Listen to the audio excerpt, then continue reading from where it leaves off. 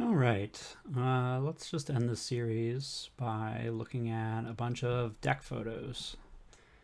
Uh, so this first one was from, I believe, the first 8-person draft of this cube. I played against the player who had this deck. You'll notice there's still a Vivian of the Hunt in the cube at this point. But otherwise, this deck has Intruder Alarm plus Presence of God. It has a bunch of other enchantments with Replenish, and Academy Rector, Curse of Unbinding. I remember in our particular match being like pretty good. And then Solitary Confinement plus either Groundskeeper or Genesis.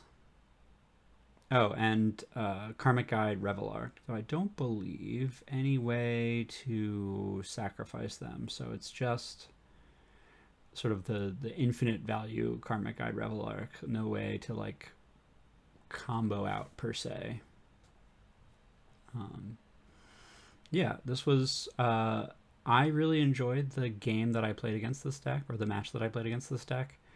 We ended up in a situation where we both had something like a solitary confinement effect in play, where like neither of us could be dealt combat damage, and we had each had a way that we couldn't be decked, and I forget exactly how I broke the stalemate, but I do remember that I did.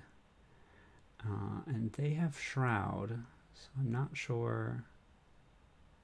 I can't remember what it was. Possibly I eventually drew Argent Deus and then used that to start picking apart the pieces like the Solitary Confinement.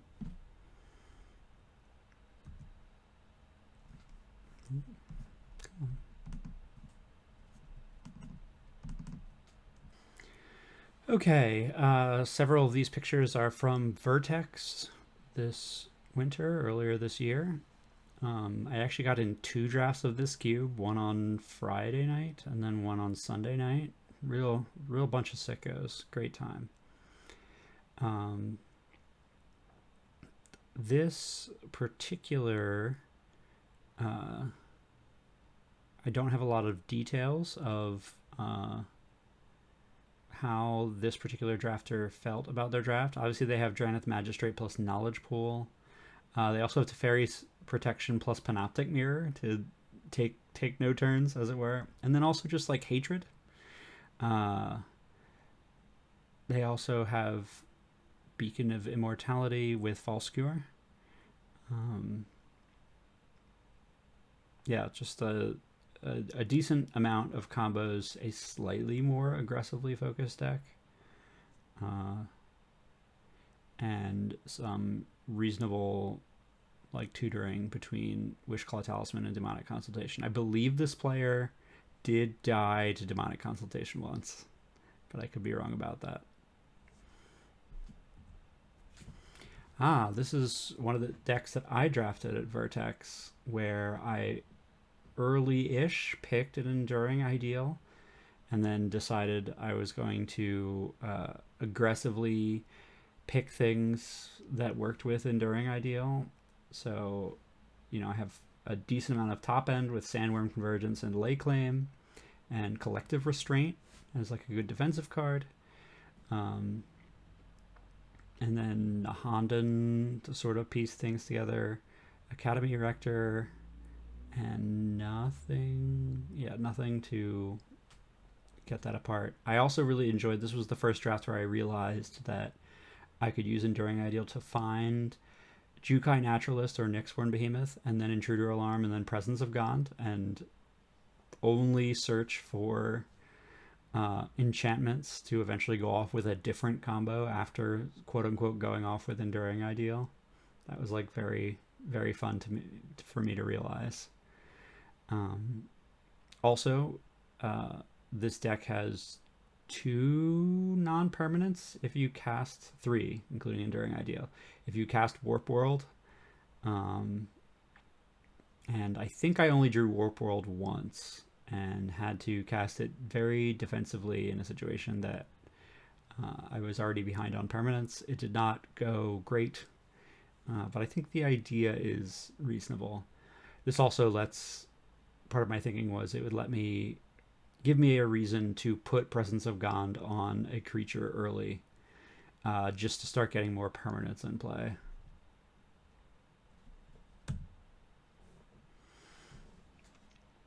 Is this? Yeah, I think this is Andy's deck from the most recent Tuesday night draft in Baltimore. It's just like very, very hard Revelar Karmic Eye combo with Blasting Station or Phyrexian Altar. You have Rexer. I mean, it's Fauna Shaman, but Rexer just very aggressive, incidental constant mists, but otherwise just like a very aggressive. And then, yeah, Bastion of Remembrance, Blasting Station for Phyrexian Altar, Ashnod's Altar. A lot of ways to go off. This led to Andy played a match against someone who had Rest in Peace because they had Helm Rest in Peace in their deck, just as like a combo. And his opponent played Rest in Peace on turn 2 in one of their games. And he was like, well, I guess I just concede immediately. My deck has basically no interaction, and is 100% about getting things in the graveyard as quickly as possible. So I do think it is reasonable that Rest in Peace is like unbelievably punishing. I think this is like a good example of that it is like consistently hard to tell how to value interaction in a queue with a bunch of combos, right? This has like a bunch of duplicates of various kinds of combos, a bunch of ways to search things up. There's like a lot going on here, and then you look down and you're like, well, if they attack through the combat step, I can constant miss them a bunch. But otherwise, I'm not really interacting with anything that they're doing, for good and for ill, mostly for ill. Yeah, I'm still figuring out sort of how to frame that, because certainly the more that I draft this, the higher I pick things like Acidic Slime. And I think Andy had the opportunity to pick Acidic Slime in this draft, but it was Acidic Slime or, Blasting Station or something, some like really important part of a combo. So it's hard to say, especially with everyone else having differential ideas, what you will get back versus what you won't. Here's another player from this draft. I can't remember who. This mostly went off with Palancron and then Mnemonic Wall or Pinnacle Monk and then Ghostly Flickering an infinite number of times. And then once you have infinite mana, or even before you have infinite mana, or you don't need infinite mana, you can use Merchant of the Veil to dig through your deck and then eventually find Altar of the Brood to deck your opponent. You can find Aria of Flame because you're actually casting Ghostly Flicker. You're not just putting more copies on the stack. You can use Oni Cult Anvil sacrificing itself, I think. I'm trying to remember. There is something else there. But yeah, just a very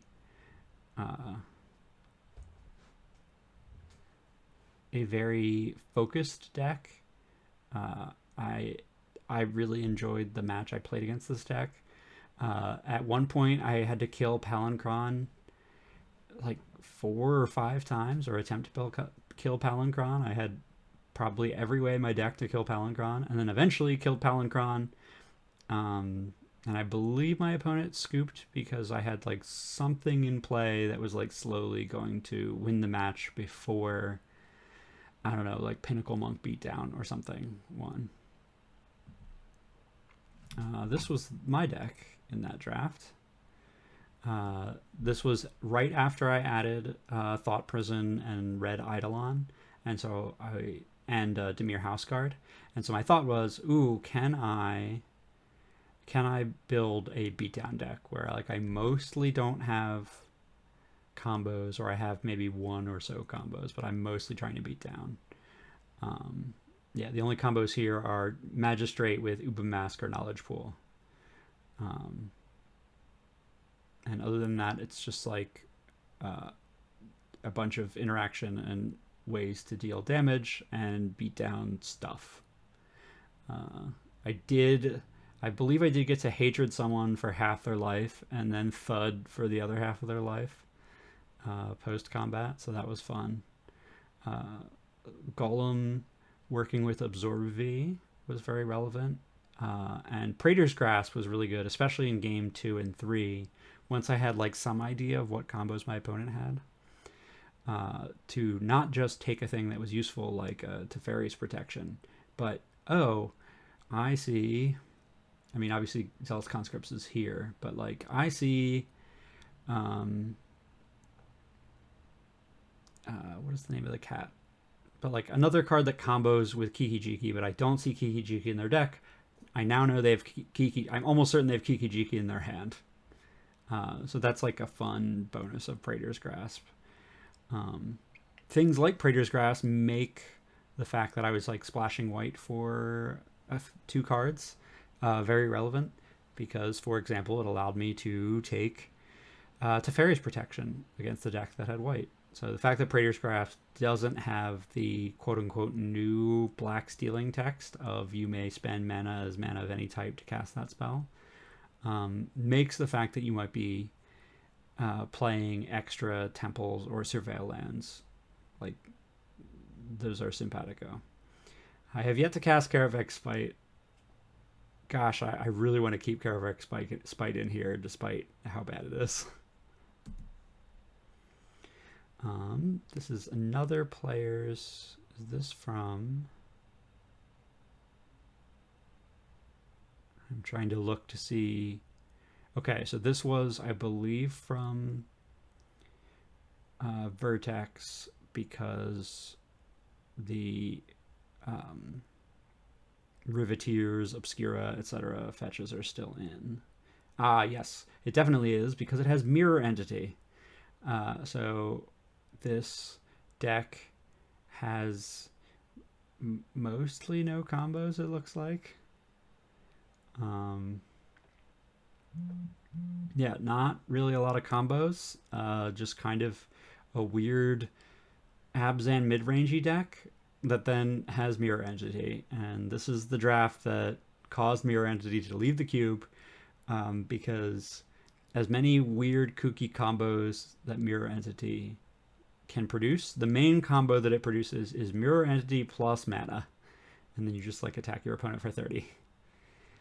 This does also have Constant Miss Forever with like Ramanap Excavator or Genesis plus Dawn Strider to fog forever. So it has 2 ways to fog forever. It's not fully bereft of quote-unquote combos. But yeah, Mirror Entity, way too good at being out of theme for the cube. I believe this was another draft. Yes, this is a draft. This was before we moved to Peabody. So this was at the 2nd location in the past year of One Land Beyond. Can't remember. But I have a few at the end here where they don't really have like an obvious win condition. So this has Enduring Ideal, and I believe this player won at least once by Enduring Idealing, into Dovescape, and then just making a lot of doves, or casting Dovescape and making a lot of doves, and just like hoping to make more doves than their opponent. But this is a good example, and I have a few more of these, of you're taking reasonable picks and you end up with a deck that does almost nothing, and like that sucks. It probably doesn't feel great. If I were looking at this deck, it's like the ways that I win are Dovescape and try to get ahead of that, or Totem Guide Heartbeast grabbing Lay Claim, and then like Lay Claiming their best thing. And that was my hope. It's a shame that they have Pariah and Guilty Conscience, but didn't get Stuffy Doll. Also, possibly decking my opponent by playing towards Once More with Feeling. Yeah, hard to find lines to win in a reasonable way with this deck, which is both a shame, but more importantly, like very useful in terms of can a normal human draft this cube for the first time without failing to have win conditions. I'm not sure if this is from that same draft or if this is from one of the Vertex drafts. This is... Oh, this might be when Anthony drafted this the first time I ran it at Baltimore. And he just tried to make like a medium 3-color, like Mardu beatdown. And it mostly didn't work, is the thing that I heard about that. Yeah, because this has Inscription of Ruin. So I think that's... Yeah, and it has Everybody Lives. So this is definitely early on in this cube's development. But yeah, it is not particularly doing anything well. Like, it is just trying to be a normal mid-rangey kind of deck. And it sounded like it was kind of an unpleasant experience to try to battle with a generic mid-rangey deck. And those are all of the decks I have pictures for. So I just want to take a quick look. I've threw a bunch of stuff into the Maybe board recently after, like, during this video project. So, like, an example, Rakdos Charm. If I'm, like, cutting down on Rest in Peace, it would be nice to have something to interact with the graveyard, but one shot feels pretty good. The only question here is, like, is the fact that it costs red-green or red-black enough to give you a 2-mana to destroy any artifact? That's very powerful to then incidentally have a way to nuke someone's graveyard and a way to kill someone if they try to make infinite creatures. Unclear. That might be too strong, but it might not. A whole bunch of things where I was looking at cards that stopped damage prevention to set up turns where you're getting fogged forever out of the game, and then JK on a turn that matters, you're not. This also having players can't gain life is, like, useful for combo ability. And Unstable Footing, I think between of all of these are adding some, it would be either or. Unstable Footing, which stops damage prevention but also is a Lava Axe for the spells deck, or Leyline of Punishment, because it first of all, you can have it in play, and so conceivably could have it in a deck that has trouble casting double red spells. Stops damage prevention, but also can combo with things that involve like Transcendence. Yeah. It would be nice to get a Persist creature in here. Probably not Lurking Roper. I have to look at what kind of repeatable life gain there is that doesn't cause you to gain infinite life. But Airy Oofs is, like, pretty reasonable as a